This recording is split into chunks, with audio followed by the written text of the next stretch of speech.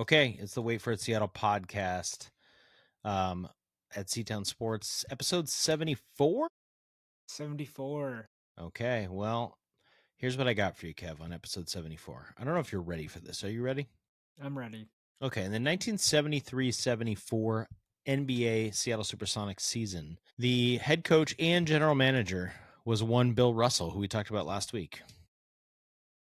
They finished sixth. Yeah. They finished sixth in the West. That's all I got for you. If you were wondering how Bill Russell ended up in Seattle, That's how it was his first year in Seattle. So there you go. Yeah. We were talking about Bill Russell with Lenny Wilkins, and that was it. But that's not my real point for you. That's exciting. That's great. We're here talking Seattle sports, what we do best. People love us for it worldwide. I understand. Kev, what do you think about Christmas decorations? I'm so excited to hang them up. Okay. And this is the first time I'm living in a house, so I'm a Ever blank slate. in your life? Like as an adult? As an adult, yes. Wow. Okay.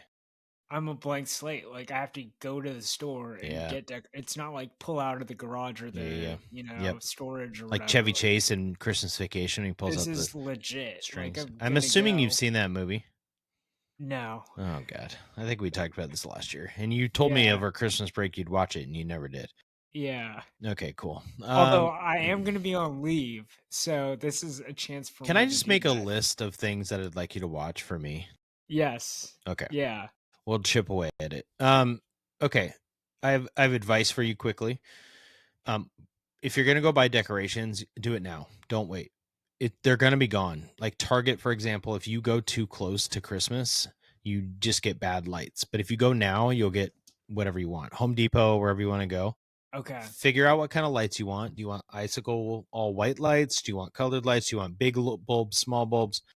Do you want some other decorations out front, like an inflatable Santa, whatever? Figure it out and get on it quickly. Okay? Yes. Okay. Yes. I have been debating this with my students. Like, when's the appropriate time to start decorating, right? Because generally I say after Thanksgiving. Yeah. But this year, Thanksgiving, my mom had this great point. Thanksgiving's so late, you don't get a maximum window of Christmas decorations. And I did throw on the Sirius XM Christmas station the other day, and it felt good. Yeah, it felt November. good. I guess it's November 17th. I mean, it's the 17th, right? We're getting there. I don't know. I'm just into it, and I want to tell you that's a long lead up to Christmas presents are great, but they're especially great when they come on November 16th. And the Christmas present we all received this year, and it's the reason you're wearing that hat and I'm wearing this shirt, is your friend and mine, Josh Naylor, is back. I don't know if he's my friend. I'm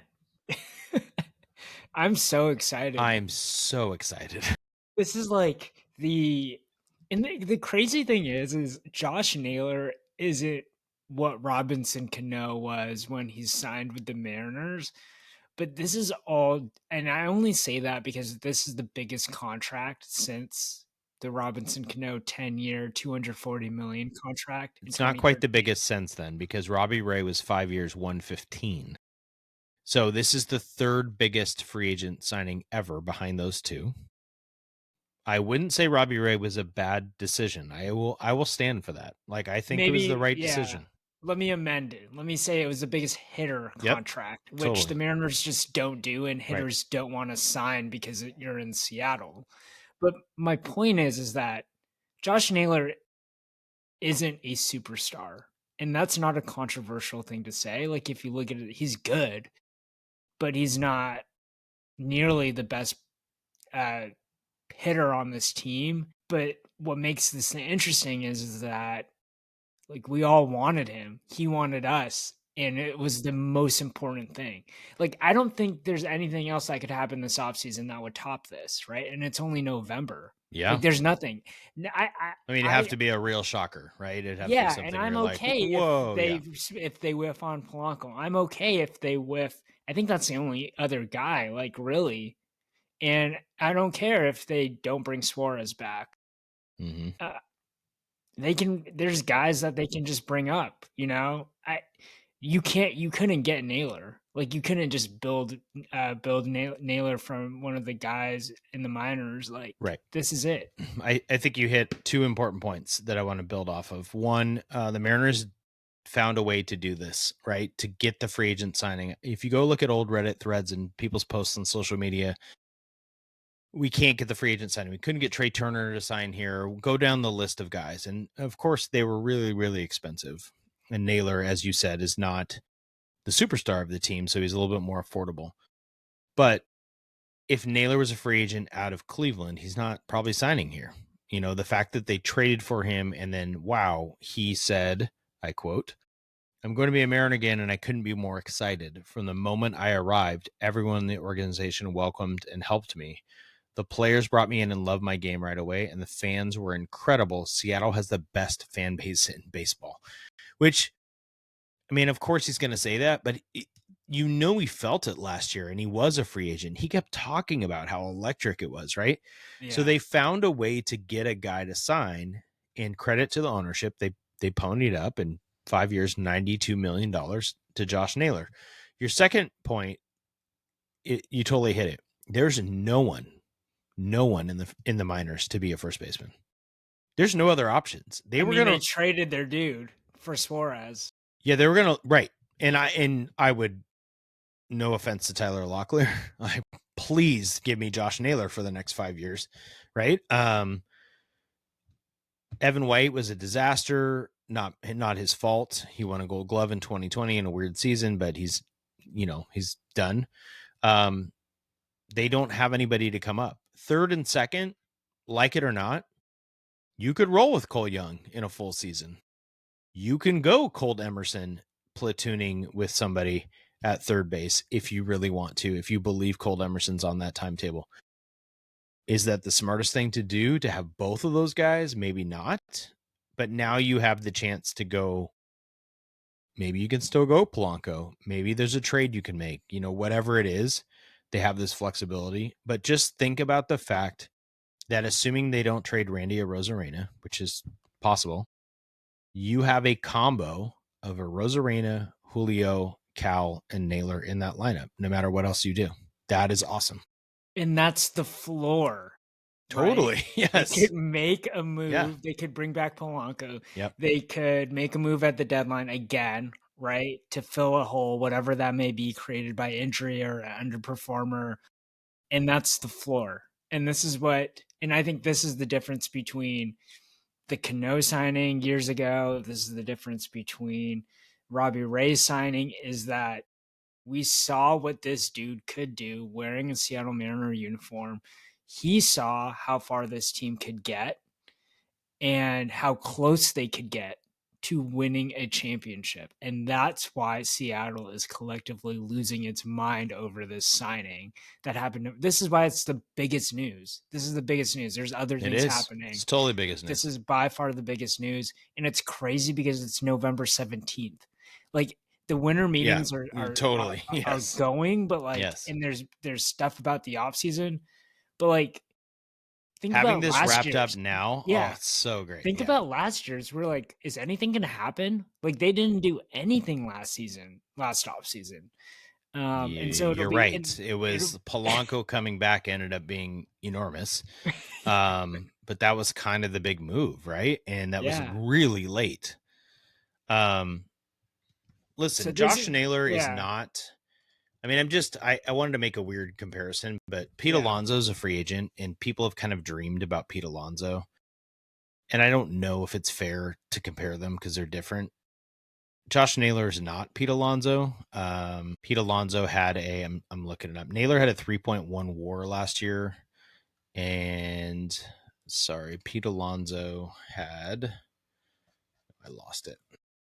Pete Alonso had a really good year. He hit 275 last year, but his WAR was 3.6, right? Yeah. 3.6, 3.1. Alonso had a strikeout rate. God, I keep losing everything. 22% last year, which was lower than the year before. whereas Josh Naylor had a 13% strikeout rate last year, right? So for this lineup, would you rather pay Pete Alonso $40 million a Hell year no, I'd or rather have whatever he's yeah. going to get, right? We I mean, already it's not, have Cal Raleigh hitting us 60 home it's, runs. Did I just it's, say Cal yeah, Raleigh hitting 60 home runs? Like, we I don't know. need another guy jacking I and know. just striking out all the time. Like, Exactly. I'm fine with Naylor hitting It's 290 awesome. and like Yep. the Mariners needed that and they got it. Like, it made the difference down the stretch. They were a much better baseball team with him in the lineup. The thing about this historically, what this means for the Mariners, since 2005, only the Pirates' first baseman have produced a lower OPS than Great stat. Seattle's first baseman. And by the way, I can't name a Pirates' first baseman, and that tells you something. That's a good game. Since It's a 2005, can really you good name game. any Pirates' first baseman? If I it played a comes up lot of fantasy baseball. I feel like I should know a Pirates first baseman. during the Did podcast, Mike if you Carp play for the Pirates at one point? see, that doesn't count because he played for the Mariners. You Oh gotta boy. come up with a guy that did play for the Okay. Mariners. All right. Fair.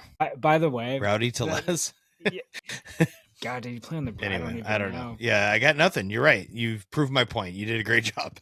Or you proved your point. You did a great job. Yeah, so it is. It's. I mean, it'll be interesting at the end of his 5 years. Like, where does he rank? Like, I mean, has he already surpassed Gold Glove winning Ty France as like a better Mariner? Kev, if you, I hate to do Ty like that, but no, man. it's a great conversation. I was thinking about the same thing.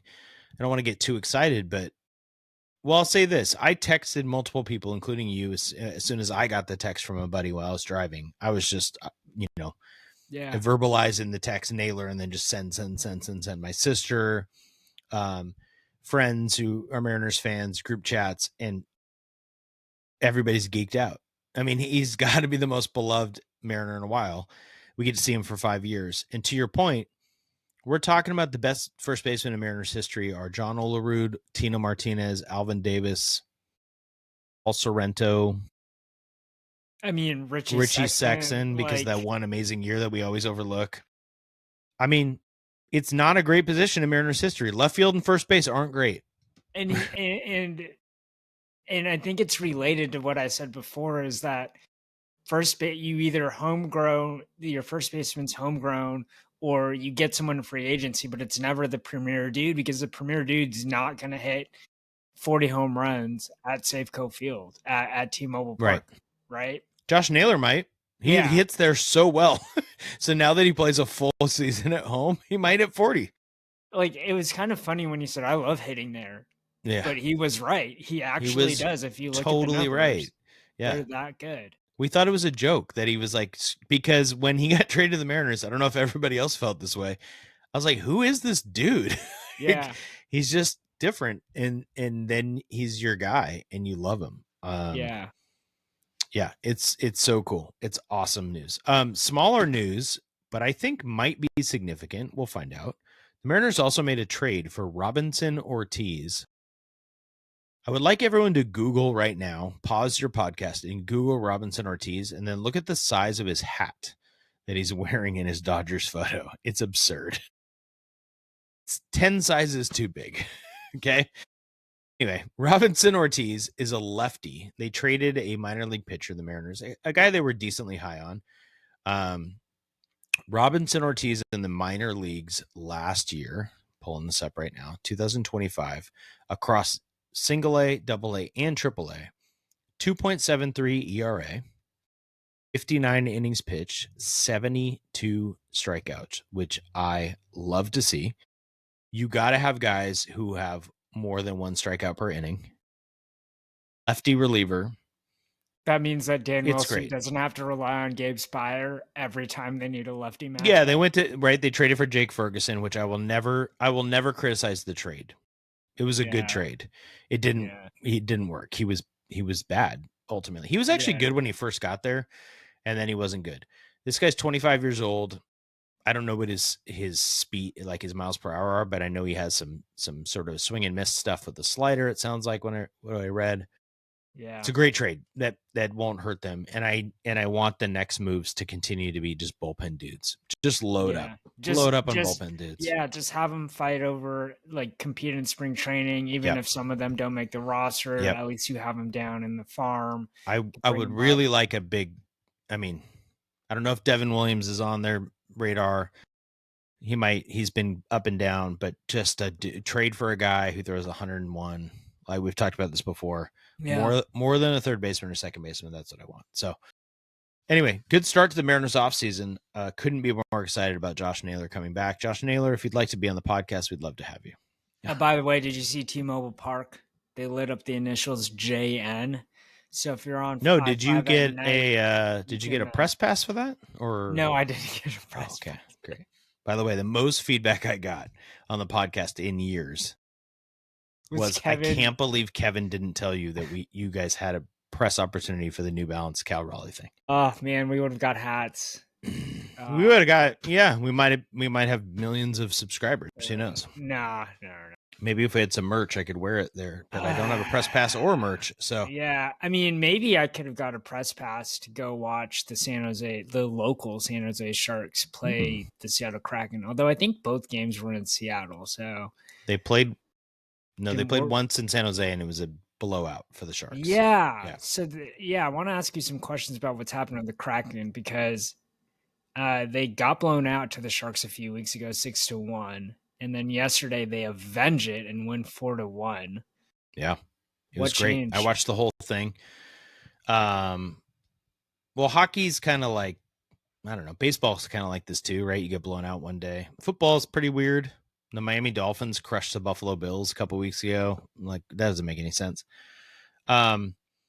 Overall this year, a couple things about the Kraken, and this is why I want people to get excited.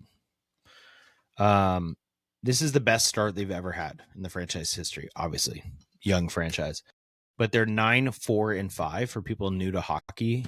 9 wins, 4 regulation losses, 5 overtime losses.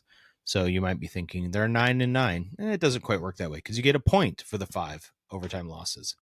So they are 1 point out of first place in their division. Only one other time at this point in the season they have a winning record. And they are really, really good defensively, Kev. That's the thing. So Lane Lambert, I wrote a post about this, probably the last time I wrote something for us, was about their physical signings, the identity to be physical, tougher, and they're doing that. They are at the top 5 in the league in goals allowed and goals expected allowed, right? So not just great goaltending, like great defense, they're physical. Probably has to do with their pace a little bit, although I haven't been able to dig into that. They cannot score though. They are second to last in the NHL in expected goals. Under 2 a game, which is not good in hockey, right? And yet they have 9 wins, 4 losses, and 5 overtime losses, which is a really good record in the NHL. So they're more physical and they're tougher and they play defensive minded and they need to improve offensively if they want to make the playoffs. But they're playing that San Jose game. I watched the whole thing. Besides a few times I fell asleep because I'm old. And then I wake up again. They're opportunistic. They're physical. I know, Kev, you don't watch a lot of hockey, but for a guy to dive in front of a shot, it usually happens in the playoffs, but they had dudes, multiple guys, laying out their body horizontally to block shots. I mean, is it that much different than noted Kraken fan Josh Naylor just diving, kind of jumping up to stop a double play? No, it's like it's similar vibes. Like Naylor would love, I mean, that's why he loves hockey. I'm glad his jersey worked out for him too. Yeah, they're giving up their body, which I think a lot of guys don't do in the regular season. They kind of have to because they can't really score. If you like 2023 Mariners baseball, where they pitched really well and couldn't score, or if you like 1992 Seahawks football when they had Cortez Kennedy on the line, but they were terrible on offense. This Kraken team's a little bit better in terms of their win-loss, but it's kind of like that. It's dirty. They could score 1 goal, but it might be 1-1 going to overtime. Yeah. They're just they're giving people who are Kraken fans a lot more hope this year, which is Well, you fun. said the offense is kind Yeah. of iffy. Do you know anything about this guy that's coming off injury, Freddie Gaudreau? Yeah, Freddie Gaudreau played last game. He's a free agent signing. He's part of that physicalness.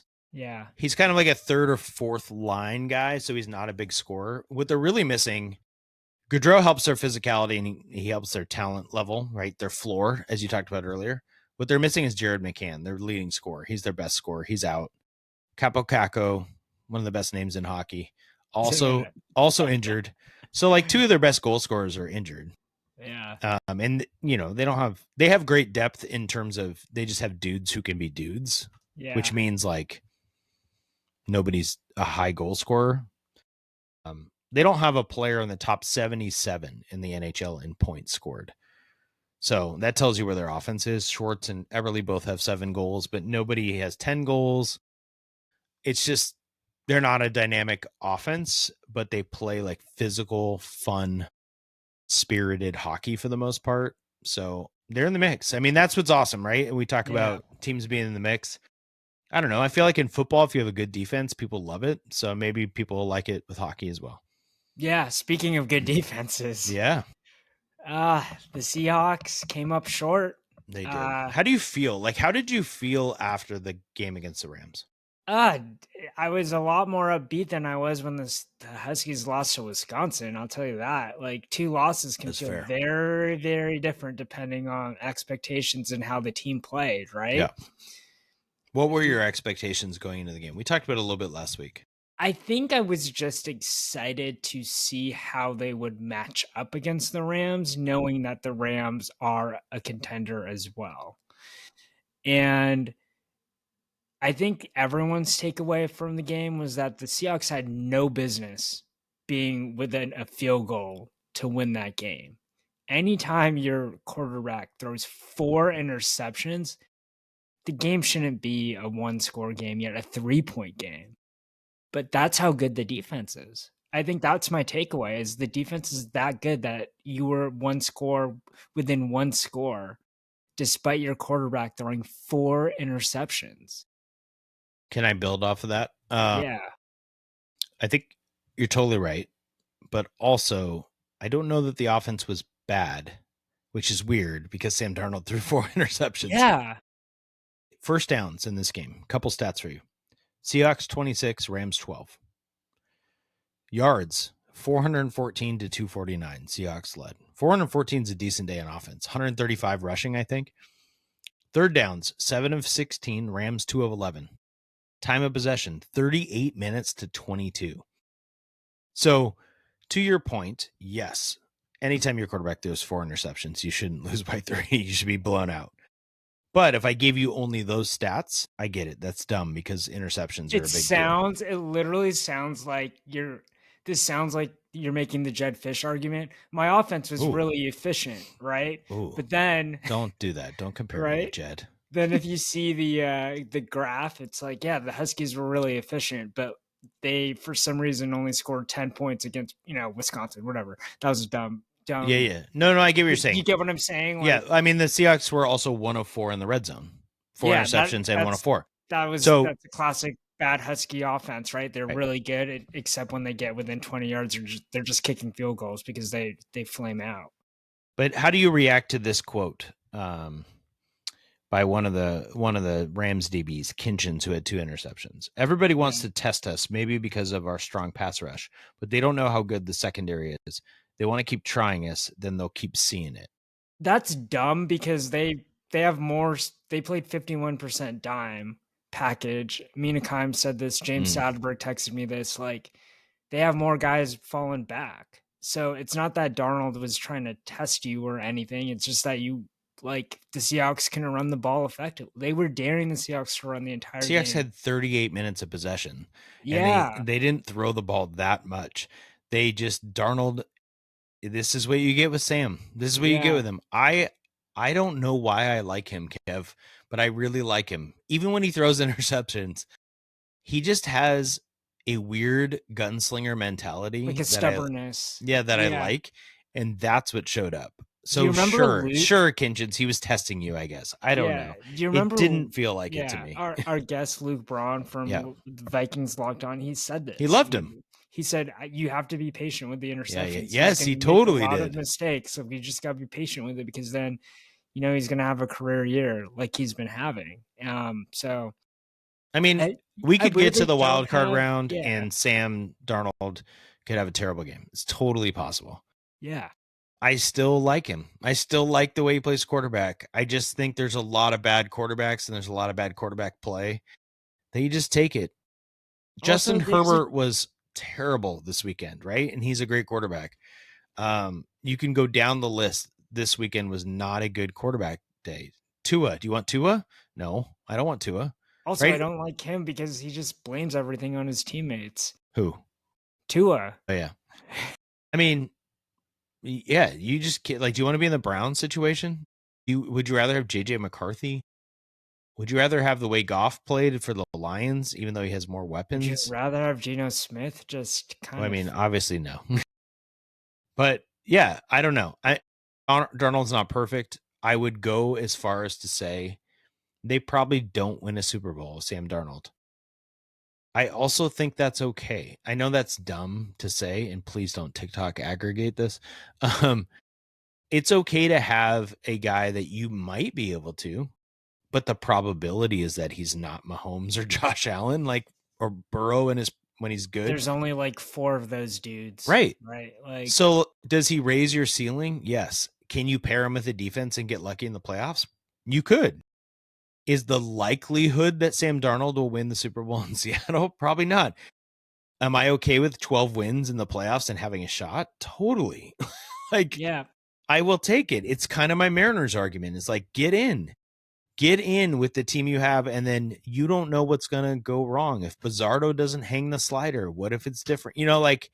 Of course, that's sports. Things just go weirdly sometimes. Yeah. But I'll take a team that has a higher ceiling, and I think Sam Darnold gives them that over a lot of dudes in the league. And Ernest Jones agrees with me.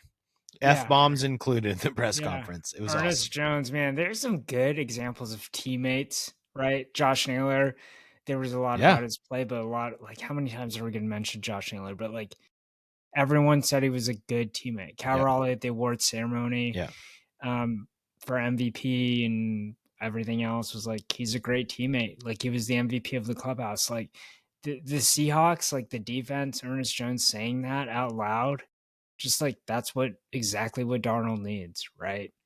Like, he played for the Jets. He played for an underperforming USC team in his career. Now he's in Seattle, and you got to take care of your dude. So yeah, they so they're 7-3, and the Rams are 8-2, which is really like a 2-game lead because the Rams beat them. Yeah, I don't know. I think the NFC West is probably unlikely with that loss because they've lost to the Niners also. Although I think the Niners beat the Rams, didn't they? Niners are sneaky with Purdy back. I don't know. Yeah, it's a great race. It's a great race. I think the Seahawks are in an awesome position to make the playoffs. They play the Titans this week. They still have the Vikings on the schedule with JJ McCarthy against our defense. We have the Colts, which will be fun. They got the Rams again, and they have the Niners again. I think they have the Bears, maybe. Could be wrong on that one. Yeah, they have a fun schedule still. Titans this week, if they get that win, they're at 8 wins already. I think they're in a great shot to make the playoffs. I don't really care if they're home or not because they play pretty well on the road. So, and I think Darnold is actually probably better away from Seattle, although in a colder environment. Yeah, I don't love at Green Bay. I'm not and I don't really want to go play in Detroit in their crazy stadium, so I don't know. I mean, certainly I'll take a home game. But it's fun. The Seahawks are great. Their defense, to your point, was amazing. They were awesome. Yeah.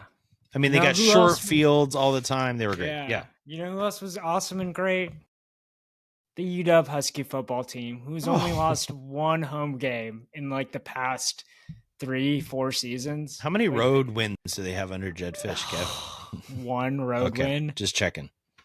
It is the most amazing thing. Night and day. Yep. It is legitimately night and day. Yep. Give me one thing that you take away from the Huskies. I think it was 49-13 win over Purdue at home. Yeah, this is just a bigger picture thing. Assuming Jedd Fish returns next season, which it seems like is becoming more likely, um, the team is going to return a lot of guys next year that are good. In theory. In I mean, theory. we don't know what the portal, right? Like, it's Yeah, always hard. definitely don't know what the portal is, but most of these guys seemed entrenched into like have incentive to stay at UW. Yeah. I mean, and I've been looking at like who are the likely transfers. I think we're gonna see probably a chunk on the defense that kind of are mediocre and didn't see a lot of playing time, but like the dudes that probably will come back, like assuming Boston doesn't go to the NFL draft, obviously like your two best players are him and Demond. Wait, Denzel Boston's going to the draft. You think for sure? There's no way I mean, he's a projected first round pick by like Todd McShay. Yeah. I think he's going. You think he's going? Yeah. There's no way. I mean, there's a way, sure. Yeah. NIL money's real. Like, if you're end of the first round, beginning the second round, and somebody in UW is going to pay him more. Where do you put? I thought he was a senior though. Denzel Boston sounded. No, he's a junior. He's a junior. Incredible. So good for out him. Of like where'd you put the odds at? Just off the cuff. Oof, that's a great question. It's so hard to give odds as such a cop out, but it's so hard when you don't have information on NIL. I mean, I think it's safe to say if he came back, he'd be the second highest paid guy behind Demond, right? And then those guys are making. I mean, if you're the second highest paid player, you're making $1 million. Yep. To 1.5. So I'd say it's 90% he goes. Okay. That's how I feel. I mean, based on projections where I see him projected to go, I think receivers in the NFL seem to hit more than other positions, right? In the first and early rounds.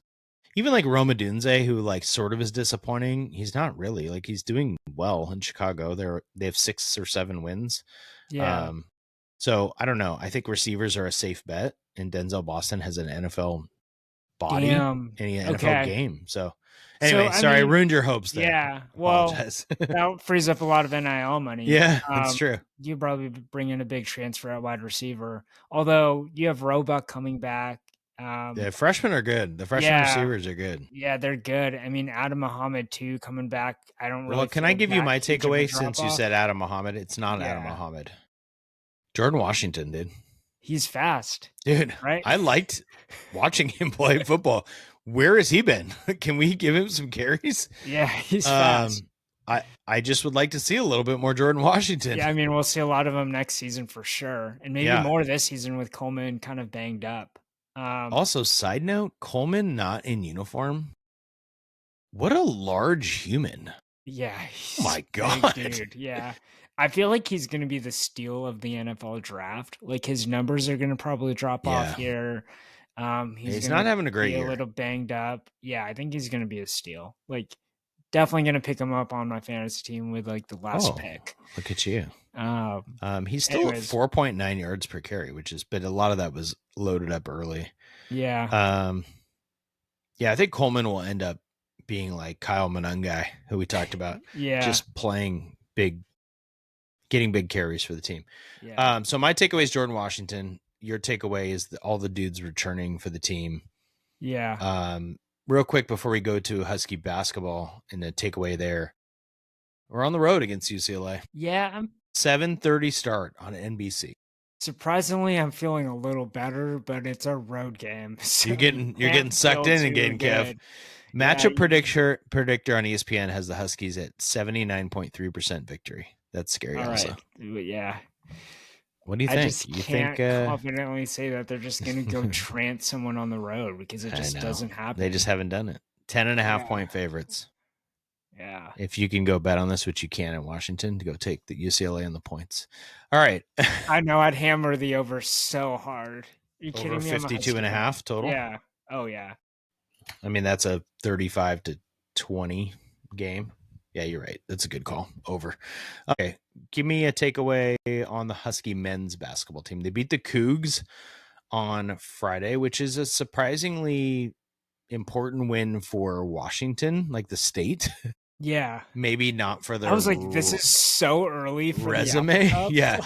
Maybe maybe a bottom of the WCC team is not a It's kind great of resume wild to builder. see their court. I watched the entire game. The court for Wazoo has both the WCC logo and like the zombie Pac-12 logo, and I was just thinking this is so weird because like someone could be watching this years later and just not know be what totally conference confused. the Cougs are in. I don't know. Well, I do know, but I don't. Like, well, what's happening? They're playing in the WCC for this year. What about next year? I think they're back into the Pac-12 when the new thing forms. It's just such a mess. I'm so confused, as you and I are big WCC fans. Yeah. What's happening to the WCC next year? Well, there's no Gonzaga. No Gonzaga. Grand Canyon never came. Yeah, Grand Canyon never came. Seattle U is in. Seattle U's in, which is weird, but also, can I tell you a fun fact about Seattle U? So they play Gonzaga at home. It's at Climate Pledge this year. And somebody who I know who works in the Seattle U athletic department said that basically, because it's Seattle U home game, their whole budget is that one game. It's creating their entire basketball budget this year because it's going to sell out. It's going to be all Gonzaga fans. That's great. Good, I mean, hopefully it's not all Gonzaga fans, to be honest. Hopefully Gonzaga keeps this game for Seattle U, like the home and away, because they have. I think they will. I think they're doing regional. Like St. Mary's and Santa Clara will always play two. Okay, it's I like think the Jesuit thing. Santa Clara's not coming to Seattle this year, which is obviously very disappointing. Back to the basketball team though. So back to the team we want to talk about. I mean, the uniforms are fresh. Got to start there. I love their unis this year. They're kind of like a throwback. I like them too. The golden age of the Romar years. But with like the Adidas modern spin on them. I don't know how else to explain them. Yep. But I think Sprinkle is still obviously trying to figure things out. But what's encouraging is they have a lot of guys that can just score. And I know you've already identified that, they may not have shooters. But how do you game plan for a team where you have 4 guys averaging double digits, and then 2 of those guys are coming off of the bench? So Yates and Steinbach are both. So Yates is averaging 15.2. Zoom is averaging big game against the Cougs. Yeah. Zoom is averaging 15.2. Also had a big game against. Yeah, Zoom's been good. He's coming off the bench because Mandaquin is starting now that Tucker's hurt. Yeah. So related. If I could jump in and then we can talk about both. My takeaway is they need dudes back. Yeah. So Tucker's hurt. He was shooting well for them. Yeah. Obviously the Lipscomb guy who I can never say his name's out till December. Unasovic. Christian Nitu is like a strange absence. Can't even talk about where he is. Don't know. Sprinkle is just but the biggest one is wants to play. Yeah, right. Desmond Claude, right? Who a lot of people think they'll be their best player. Hasn't played yet, and he was in practice, so he's close. He could play. They have a game tomorrow, I think, against Southern. And I actually think it's a good thing for like a weird blessing in disguise, because before Big Ten play ramps up, like there's some other dudes that are getting significant minutes that they wouldn't get that if Claude was playing right away. So it's going to be a good problem to have when he comes back, right? Because then you're going to have to figure out like what are the best rotations. It's going to be a completely different team to coach. I think the thing I worry about is will they ever have that consistency because of when the guy's coming back in December. What's his name? Ognasovic. Thank you. When he comes back in December, then they have this isn't he like Romanian? This Romanian dude that's showing up also in like semester end. Yeah. They signed. So they have this just world of, and Claude comes back and Tucker comes back.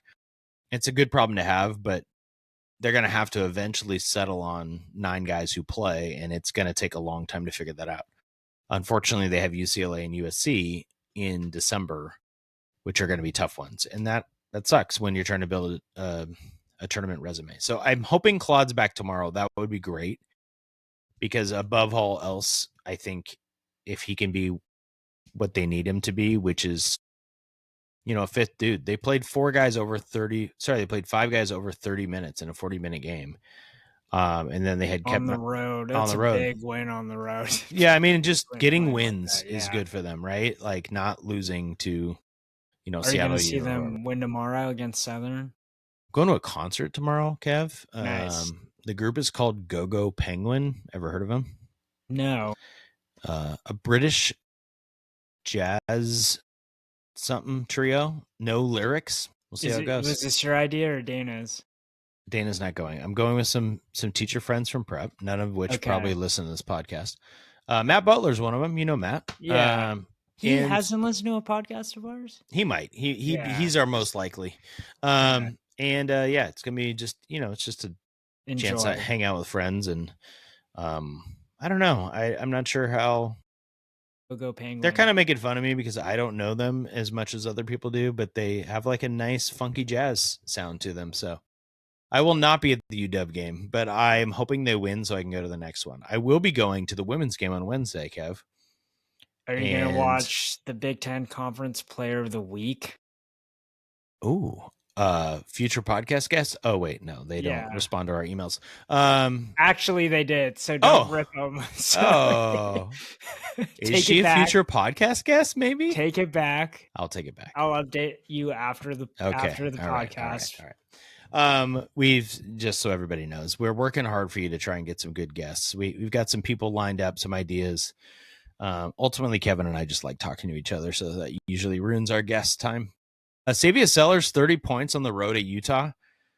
I don't know what to take away from this game other than a win on the road in Utah seems like a good thing. Yeah. Is that simplistic and dumb? No, I mean, it's a road. I just road games in general. Jed Fish, go and talk to Danny Sprinkle. Good point. Yeah. And Tina Langley, I almost forgot her name. Yeah. Like, they know how to win road games. They've won more than you. Yeah. I mean, they're 3-0. They're ranked 25th in the country. They don't have a loss coming up for a while on their schedule. They have a very winnable stretch, which is fun. I guess my disappointment would be Sienna Harvey, the Australian point guard who I love so much, only played 6 minutes in the last game. She did have 3 turnovers in 6 minutes, which is not a good ratio to get on the court on a road game. So yeah, they played, to the point about 30 minutes. Sellers played 38 out of 40. Hines 34, Tegan Brown 36, Avery Howell 34. They rolled. Is Ladine injured? Yeah, so that's the other takeaway is El Ladine is also back in practice, but not playing yet. Okay. And so that would be probably the number one takeaway. You just beat Utah on the road without your best player. Sorry, Savia Sellers, you might be the best player, but they're fighting each other for best player. How are you going to tell her she's not the best player? She's number 11 in scoring in the country. She's playing like the best player, but she also is not sharing shots with El Ladine right now, right? That's true. I mean, there's a clear hierarchy. And I think they, it's just different. El Ladine's there. They kind of trade off. And that's why both of them, if you look at one poll, Sellers is picked all conference. And if you look at another, Ladine is picked all conference. So yeah, they're the two best players for sure. I mean, in fairness, El Ladine makes, because of her height and her size, she makes WNBA draft mocks sometimes. Sellers doesn't necessarily, although Sellers also has another year. So yeah. Real quick before we transition out, interesting signing period just ended. The Huskies women signed the number 48 player in the country. I had no idea. I know. So this is what I wanted to talk to you about briefly, right? So they had one signing, and she's a top 50 player, which is great, but they only had one, whereas last year they had like 4, right? I think her name is Aaliyah Chavez. I want to say is her name. No, that Aaliyah Chavez is Amaya Garcia. Aaliyah Chavez, I apologize, is like one of the best players in the country. She's a freshman. I was hoping Aaliyah Chavez would come here. Amaya Garcia, 5'11" guard from Fort Worth, Texas, Faith Family Academy, 4-star recruit. So Amaya Garcia, I have not seen any highlights or anything, but you throw her in the mix for next year. They return a lot of players. The men, not a signing, right? Nobody. So it's just interesting in this NIL transfer portal era and the way that Sprinkle has put his team together. is different than Langley. And I wanted to bring it up because I feel like the Mariners are a team that you sort of grow up with. Not literally, like we're grown men, but you watch Cal and Julio and Logan, this group, part of the reason we feel so attached, and like my sister-in-law jumps on them, and all these people I know, is because they're watching him for years and they make this connection, right? Yeah. Husky football has that opportunity. The Seahawks kind of, but not really. The Kraken have that chance. They have a lot of young players. Husky men's basketball, not in this portal era, right? You don't really get guys for more than 6 months. But the women on the other side, the way Tina Langley's building it, it's pretty fun. Like, as somebody who goes to a lot of the games and watches a lot of the games, I've watched Elle Ladine and Sellers now. This is the third year, and Hannah Steins and Chloe Briggs, and they're just around forever. They don't lose players. We talked about this before. And it's just interesting to look at the two ways to build a team, Yeah, I think retention rate is going to be a new stat in how you measure coaches. Yeah. Because I think it's a way to look at your culture, the way like how you're keeping your players happy, right? Because there's always going to be more dollars and more playing time somewhere else. Totally. And maybe that's the difference between men's and women's also. Maybe there's not as many dollars in women's. Yeah. And we talked about this before. I mean, the women's pro game, until it expands completely, like Elle Ladine's awesome. Elle Ladine may not be able to play pro basketball in the United States. Yeah, there's some expansion teams coming, so hopefully but my point is, like, I get your point. Elle, and I don't know this, right? She might be like, well, I love the University of Washington and the degree I'm getting. Yeah. Kind of old school men's version. Yeah.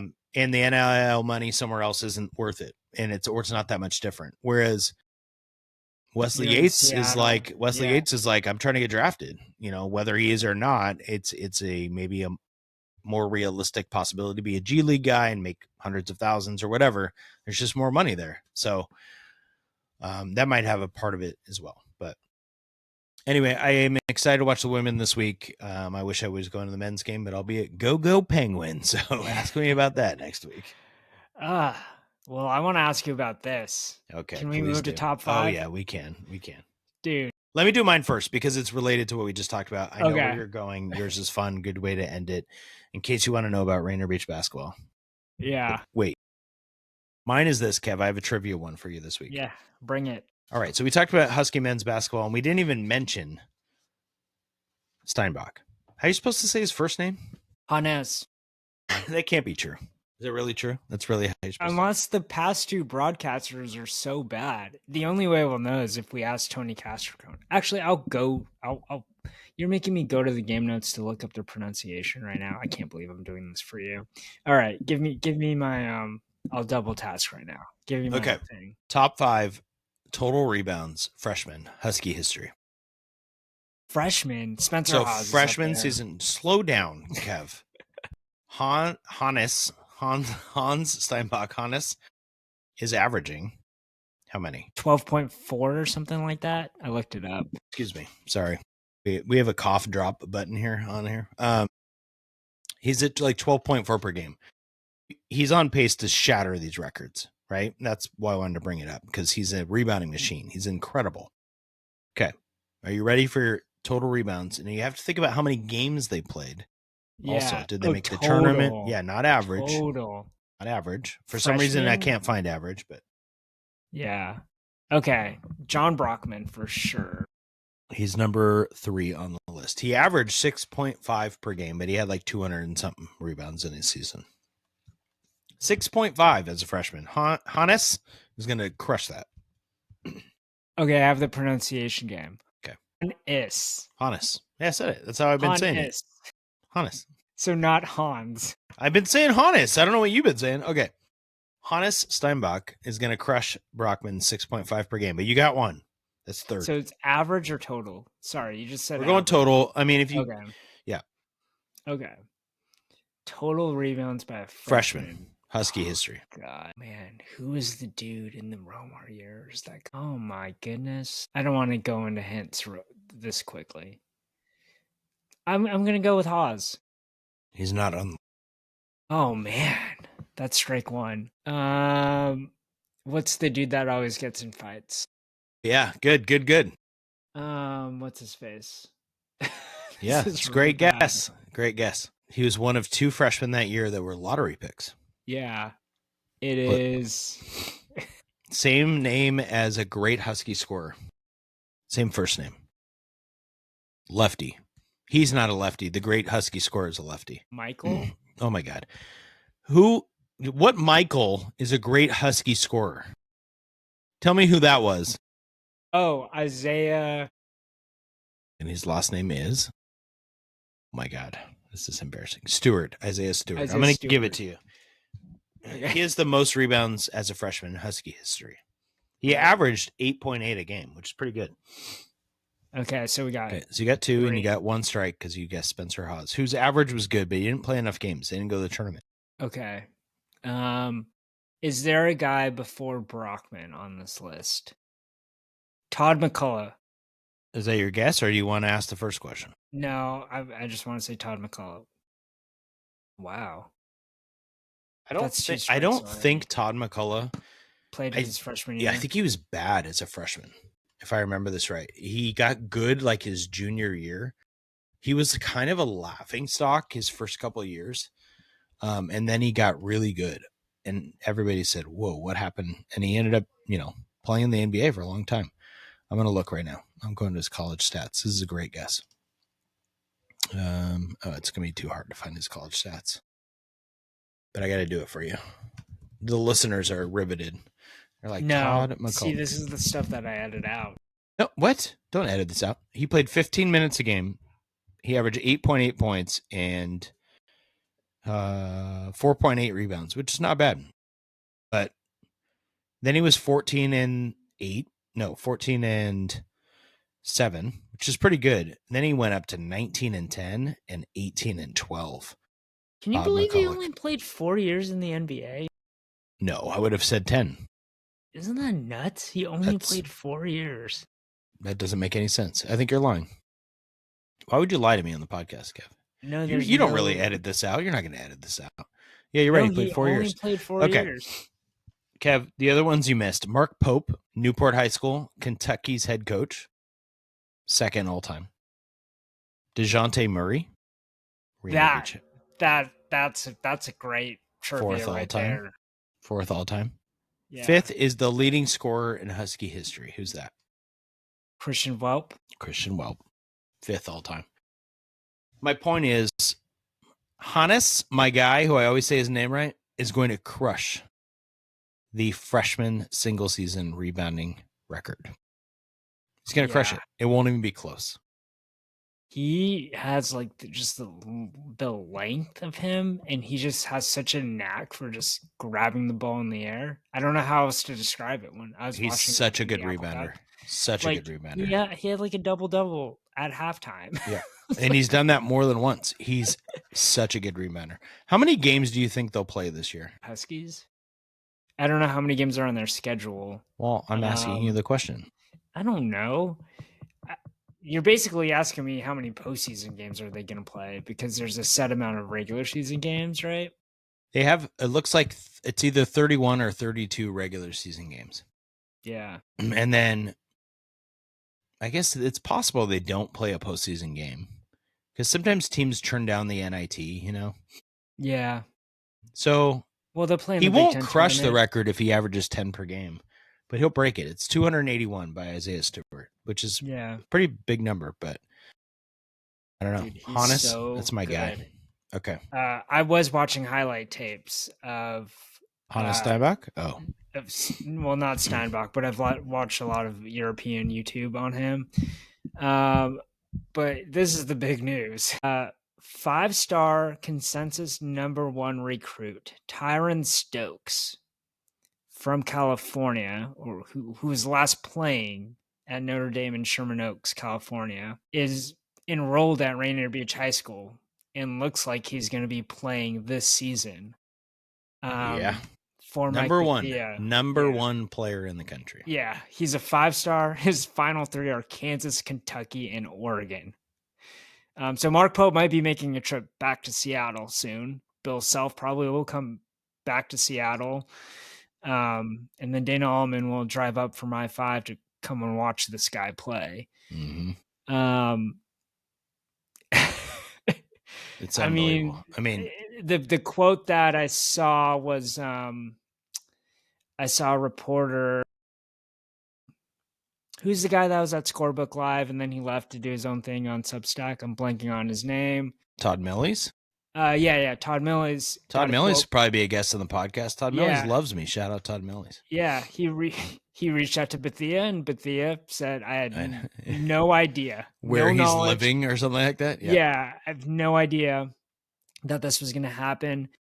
You know, anybody that anything that I'll say will just be speculation, so I won't say it. And I don't think anyone saying anything will not know anything unless Stokes tells them, right? And so all we know are the facts that he's enrolled at Rainier Beach and that he's going to be playing. Like, there's no eligibility concerns at all because there's nothing that can happen. I mean, well, we don't know if he's playing for sure. Like, we don't know that yet. Yeah, but you're making an assumption that he'd be playing. Yeah, but the assumption is based on the fact that there's nothing that says he won't play, right? Like, there's no eligibility concerns. Like, the rules say if you just move into the right if you place, move, you're eligible. Yeah. You're right. Yes. So your whole family unit has to move is how the rule used to read. So, yeah. All this is to say, like, he's going to join, if he does play, which I think he will, a long line of really good Rainier Beach players. So my top 5 for you is a fun one. Can you tell me your top 5 Rainier Beach players of all time? Seeing as you probably coached against all these dudes. Well, do you want me to give you my top 5 that I witnessed / coached against, or the top 5? Like, what's the criteria here, Kev? What do you want to do? I think it'd be more fun for you to tell me what you saw in person. Yeah, well, it's going to be a different list than what people will have, right? If you just did the top 5 all time, you're probably looking at Jamal Crawford and Doug Christie in the top 2 or 3. Jamal Crawford's going to be number 1, DeJounte Murray. And I didn't see Jamal Crawford. He came when I was in college, so I wasn't coaching yet. So I can't tell you how awesome he was.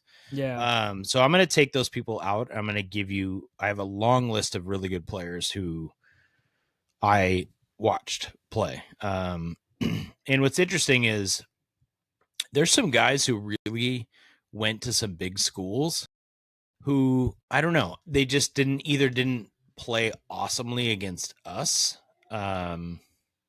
or when I was at prep, or so my list will be kind of weird. There's also some superstars that went to Rainier Beach, went to a subpar college or a good college and just didn't blossom. Like, it takes I mean, it just goes to show that, like, once you get to college, it's a different game, right? Like, you can be a superstar at Rainier Beach and not be the best player on your college team. But even there, like, I'll give you an example of somebody who's a really talented player. Like, Shaquan Aaron went to USC. He transferred into Beach. I coached against him. He's 6'7". Everything about him, you're like, and he was very good. He wouldn't be in my top 5 all time. It's no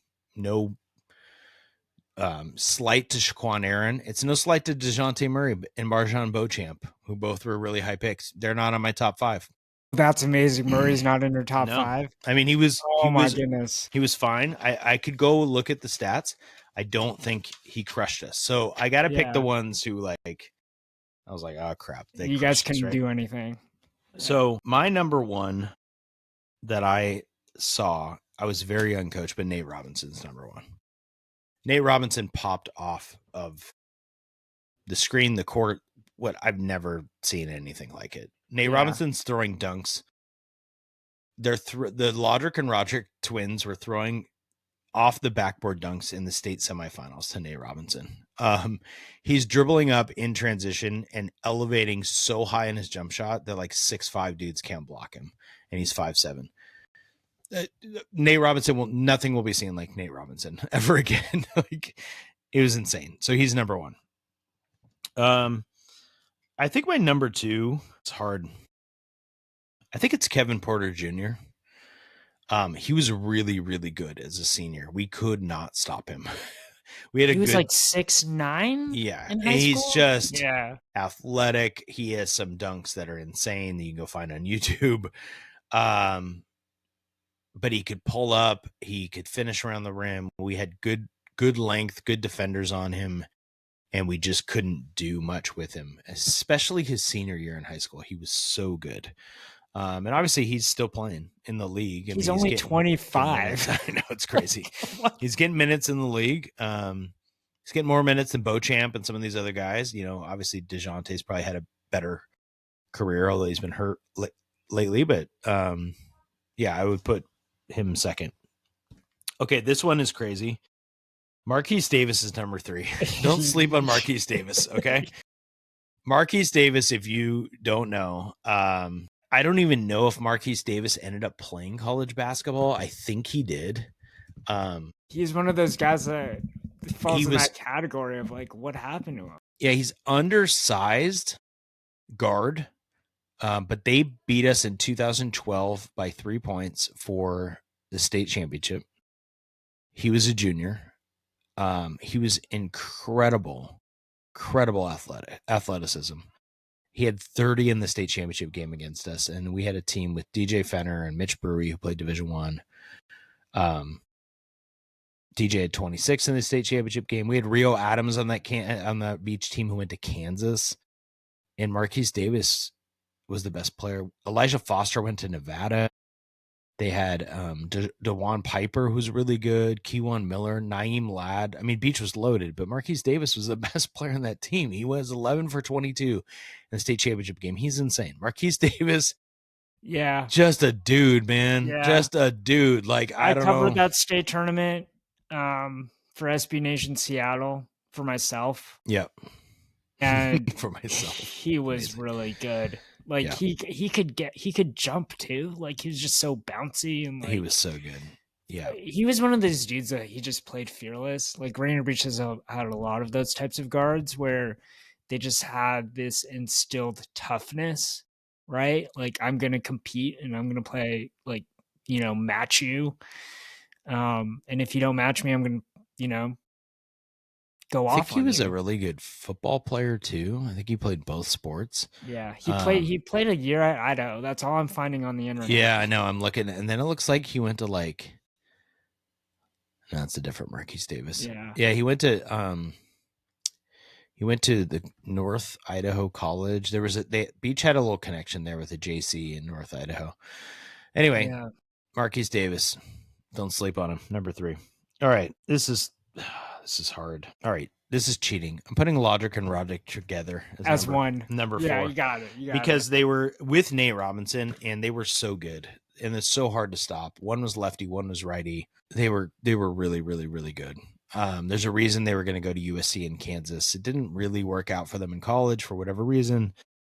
Logic and Roderick were insane. Logic wasn't horrible in college. Logic was decent. No, and I almost hesitate to put him in because the list can be really big. Obviously, I'm not even including DeJounte Murray, CJ Giles, all these guys who are amazing. Terrence Williams has to be on my list because Terrence Williams had the best in-game dunk that I've ever seen in my life at any level. And it's probably on somebody's camcorder somewhere. And we definitely have a copy of it on like a tape that you can't convert to DVD. Metro Championship game. Martell Webster's a senior. Spencer Hawes a junior. Terrence Williams is on the Beach team at Ingram High School. He took off 1 foot inside the free throw line. Jordan Wheeler, our point guard. Love you, Jordan. I think he listens to the podcast to try to take a charge and absolutely got yammed on. Just as bad as it can be. Kev, people like a Rucker Park video ran onto the court while the game was happening because it was such a ridiculous dunk. We on the bench turned to each other with like kind of the hand over the mouth thing. We're like, oh my God. It was insane. Terrence Williams was really, really good. Yeah, he actually he went to was Louisville. really He had a good, great college really good. career. Yeah, it's something really about good dudes college career. going to Louisville, like from Seattle, playing really well, Penn State as well. So special consideration. Yeah, who are your honorable mentions? Yeah, so a couple. I mean, there's a lot. Beach is loaded, right? Michael Ladd was awesome. Reggie Moore, who actually was on O'Day and then transferred, was really, really hard to stop. Ryan Anderson ended up going to Nebraska. Super good. And then I got to shout this one out. And this isn't just because I like his dad, Jerry Petty, but Jalen Petty last year for Beach. Honestly, like last year's Beach team was as good as any Beach team ever. They played at an incredible pace. They were so good, and he was the best player on that team. And Kev, he's at Texas Tech, which is no slouch, right? Jalen Petty was insane last year. He was really, really good. I watched him live probably 5 times. So I wasn't coaching anymore, obviously, but we went and watched them play a few times, including in state. That dude, he belongs on the list. Like, he is insane. Yeah. He's playing 21 minutes a game at Texas Tech this year. That's a lot of minutes. That's a lot of minutes. He's averaging 6 points a game as a true freshman. And he's an undersized guard for the college level, and he's really, really good. Yeah. So I wish he was on the Huskies.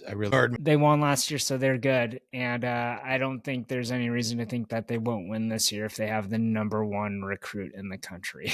They are by far the favorite. JJ Crawford as a freshman. It's so much easier for me to talk about this now that I'm not coaching, right?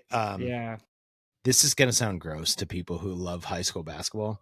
But when I saw the highlights of this guy coming to Beach, the number 1 player in the country, what's his name? Tyrann Stokes. Dude, he just finishes everything with the dunk. It's not like a layup. It's like 2 hand dunks, like Charles Barkley type dunks. And I was like, yep, can't wait to go watch. So it's nice to be out of the game and not have to worry about the scouting report and just go watch it with my kid and see what it looks like. So good luck to West Seattle's own Kennedy Catholic opening the season against Rainier Beach. That'll be interesting to see how that goes. Yeah.